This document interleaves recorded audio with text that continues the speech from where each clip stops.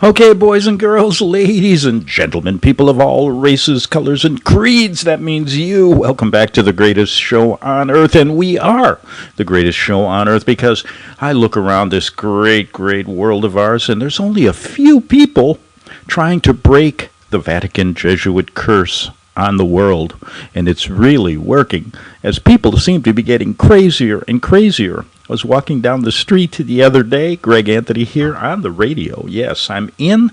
Before I tell you what I saw, it was amazing. Somebody had 666 masks on. Yeah. How do you do that? It was a spell. Yes. He saw that picture of Dr. Fauci looking like Pinocchio with 8,000 masks on and decided, I am a member of the occult, the 666 Club. And he did. He put them on, and he was proudly walking down the street. That's what's happened in the world today, folks. It is absolutely crazy. But anyway, Greg Anthony here. I am in. People wonder, where do you broadcast from? Nobody's ever wondered that, Greg. Why do you even say it? You're so ridiculous. People come here, folks. Well, let me tell you this. I was born and I became a journalist. Yes, a serious journalist. Then I went to Rome and I had my brain screwed off. Yeah, and it turned out to say, hey, this whole world is really crazy. And so I started doing comedy about it to get people to believe me. And lately people go, oh, he's not so crazy. 20 years ago, it was really funny. 20 years ago, I was really serious about this, and I still am. But, I really, really can't take it anymore. And the more serious you get and tell people facts, you give them the facts, they just discount it and listen to TV anyway. Oh, that's not what Oprah said. You got to stop listening to the rich people. Okay, you want to solve this problem? They've got you under a spell. And so I'm going to have, he was on yesterday. I'm going to have Luigi Franconi on today just for a short interview. And if you don't know who this famous director is, you should. He's got a name like Steven Spielberg. Everybody knows him. But anyway, you should know the Jesuit director of the COVID-19 reality show that we cover here. I try to put things into perspective. It's Jesuit theater every day. And boy, it is the most popular show in the world, and I cover it on a new publication that we started called Access Georgetown. Now, the reason I did it is Hollywood is really, we can't make a movie because the lead actor has a cough. And so we have to put it in hiatus for 14 days. And then we were going to start filming the greatest show on earth. And then the second lead actor came down, so we had to put it on another 14-day hiatus while the grips and the lighting people and everybody are going broke. So that's Hollywood. So Access Hollywood, Billboard, all those publications are getting kind of boring. I mean, really. So we started Access Georgetown because we're following the only show everybody's listening to every day worldwide. It's on every TV station in 180 countries, the highest rated show. And I'm going to tell you, they just got a big, huge prize. Yep, we know they're going to be nominated for every Emmy. The Orange Monster's going to win. We know that bumbling Biden may get a quick look. I mean, he's playing the dumb president. It's really crazy. Martin Sheen was better in the role. In fact, I had inside information that 4 years ago, Johnny Depp was up for being president along with Trump in the auditions, and Trump got it, and that's why Depp, remember he said he had some sour grapes. So remember months after that he said, or years after that he said, maybe it's time for another actor to kill a president. We know why, Johnny. You didn't get the part, but you were great in the pirate movies. And I did like him in The Headless Horseman, Oh, boy, we digress. But anyway, I'm in the Roman Colosseum, and you probably think I'm in Rome, in that dilapidated Colosseum they keep restoring every year.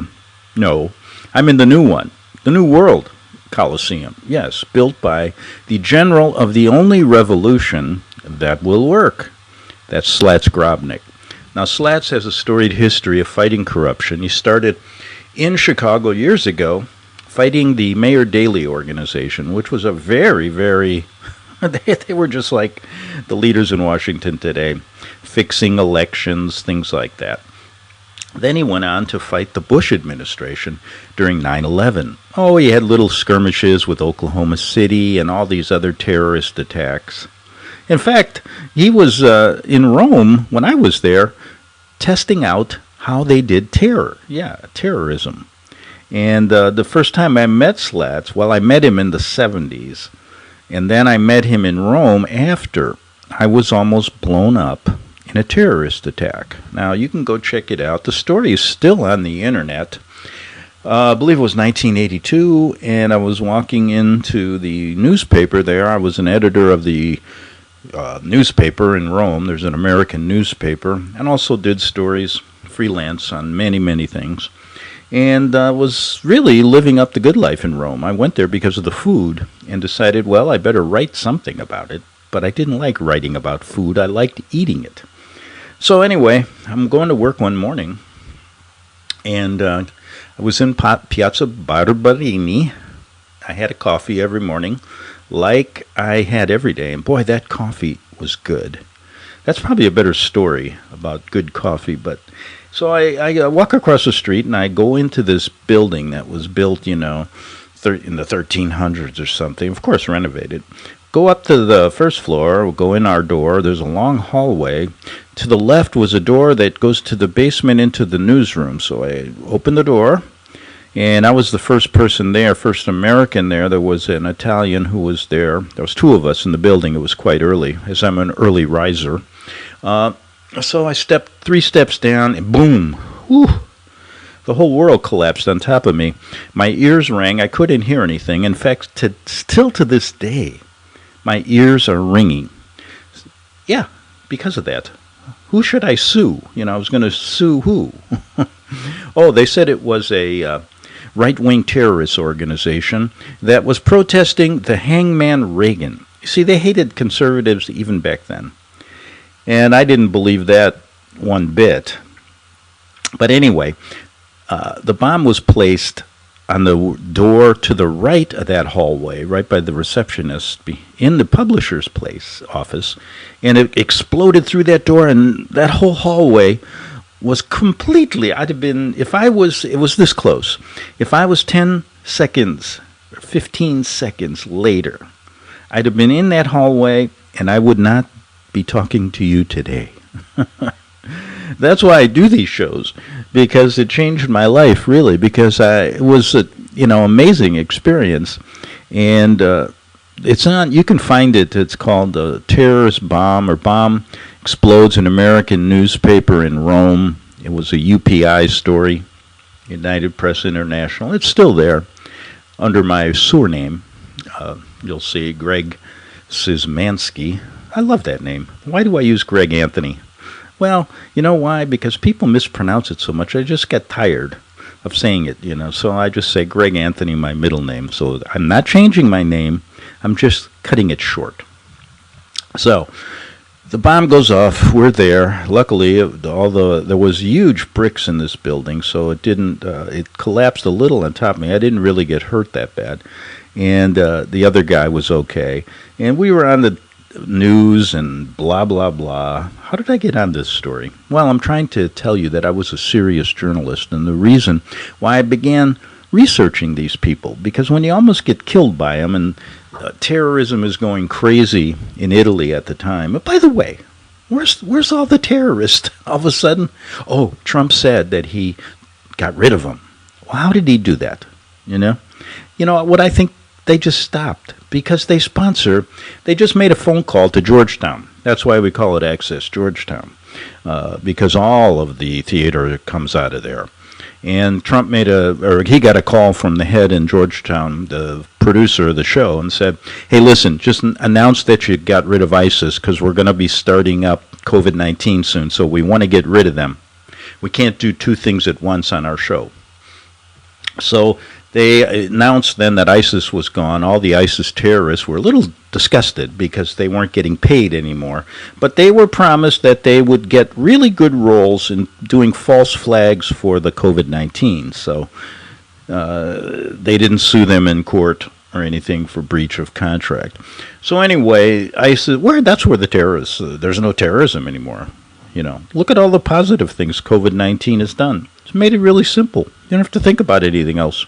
There's no other stories. Don't worry about getting bombed by North Korea. Where'd they go? Don't worry about anything. Just COVID-19, COVID-19, COVID-19. Everything is COVID-19. It makes it easy. So anyway, I was on all the television stations, American, and gets almost killed in Rome. So I called the New York Times wanting to profit off of my almost demise. And I called the New York Times. I said, hey, I'm a reporter over here in Rome, and I was almost killed in the attack. And they go, well, were you injured? I said, not really, just hearing.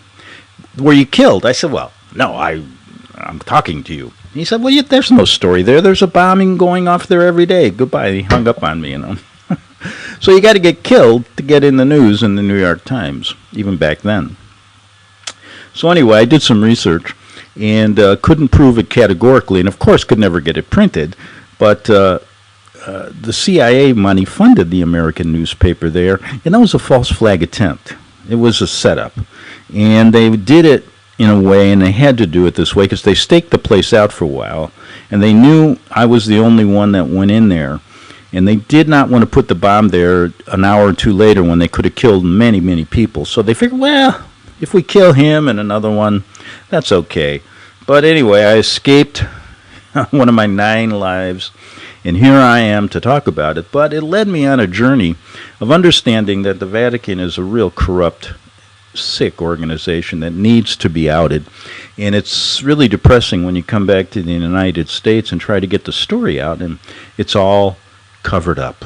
And this has been going on in my life ever since I started doing stories and then radio for almost 20 years. So I'm used to censorship. Now, they let it's really funny.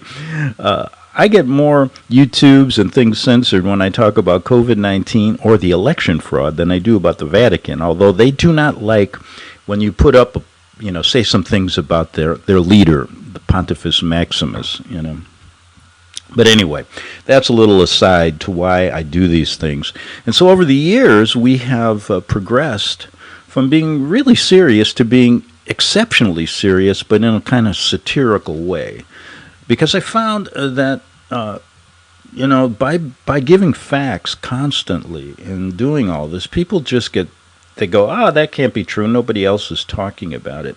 So what I do now, after uncovering many things by talking to most anyone in this country that understood the Vatican's role, doing interviews, etc., is that if I bring this to people in kind of a comedic way, they love it. There's not many people doing it, and so that's what I decided to do. So if you hear some things that sound, outlandish, you'll know they're true because that's exactly what you hear from the Jesuits, the Vatican, the presidents of countries. They tell you things that you can't be true, but everybody believes it. So why don't you believe everything here? Okay, I'm not asking you to follow me. I'm asking you just to have some fun. Take off the mask. For example, I give orders every day. Oops. I got to give these orders because I just got a text, and usually I get 60 seconds to answer it. I give you an order. Take off your mask, go to work, do what you did in 2019 because there is no pandemic. They are doing this to control you, and I'll go through a litany of stories that are out there today that I do to help you understand this because that's all we hear. I want to do a story about the nuns who in Duplessis, get back to what I used to do. Big, huge stories about, remember the Duplessis orphans? Nobody remembers this, but I'll bring it up in a minute. Okay, because it's really important, because there's a story in the news today that caught my eye. German nuns rented orphan boys to businessmen for gangbangs and orgies. Suppressed report seen by media. This happened in the 70s, so it's finally coming out. Like I said, that's First Amendment rights in this country. Yeah, you still have it. So we hear about this 40 years later when they've controlled everybody and you can't do anything about it. But I knew about it in 83. but couldn't get the story out. And then when you write a book, they think you're nuts. So I decided, hey, I might as well just go on the air and talk because it just goes in one ear and out the other.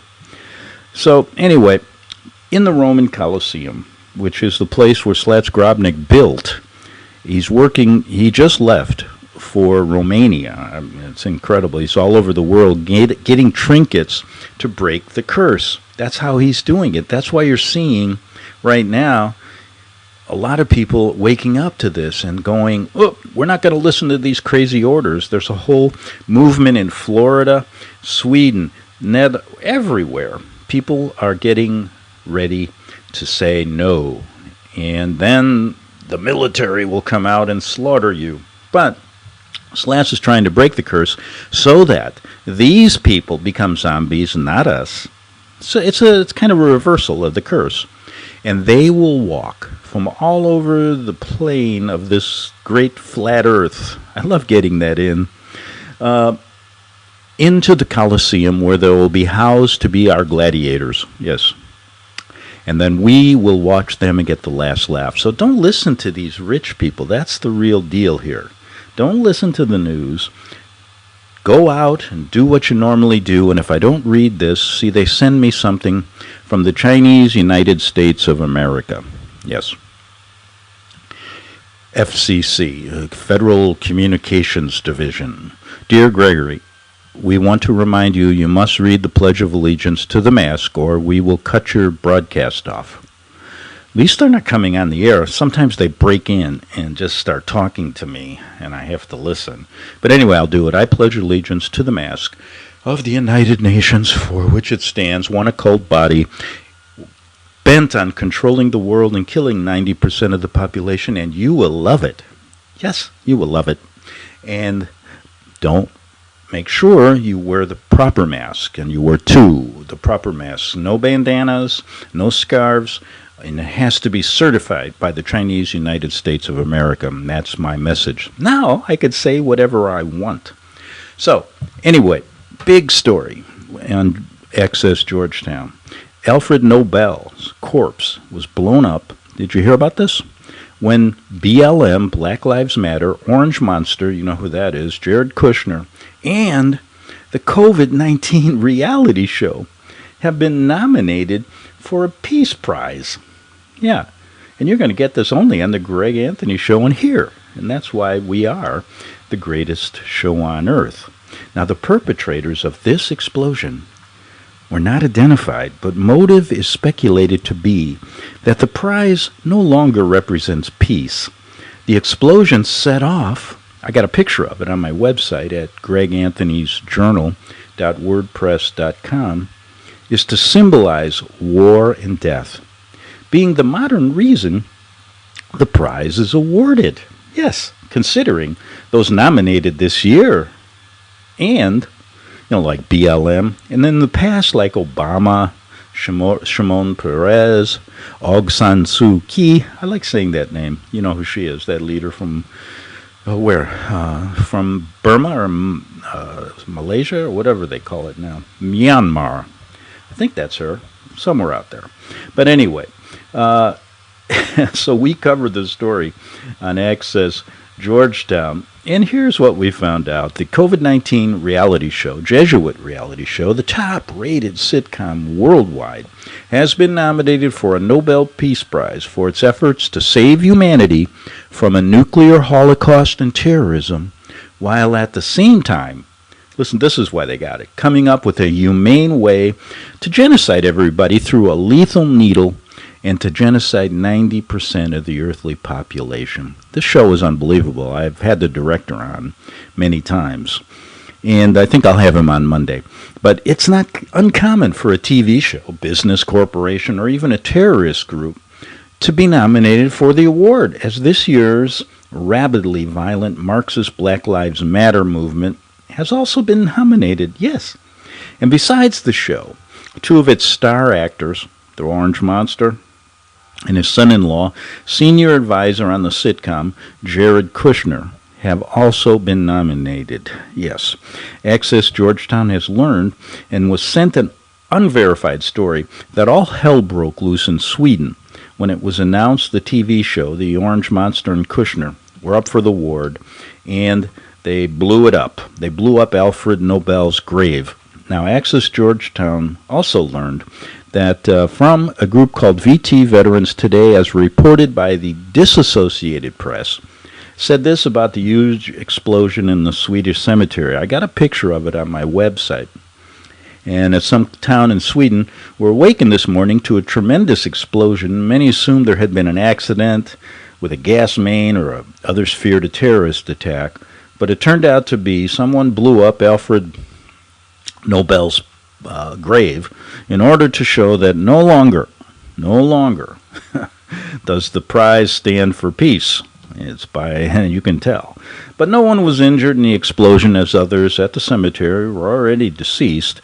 And Jesuit TV director Luigi Franconi, I talked to him last night, said filming this scene for an upcoming season 3 episode was tricky, adding, "We are about a year ahead in shooting and actually in the middle of our 2022 season." Wow. See, I told you this was going to last a while, as we have a 5-year contract for COVID, and more dangerous COVIDs. Now, Franconi added that the show has been so successful.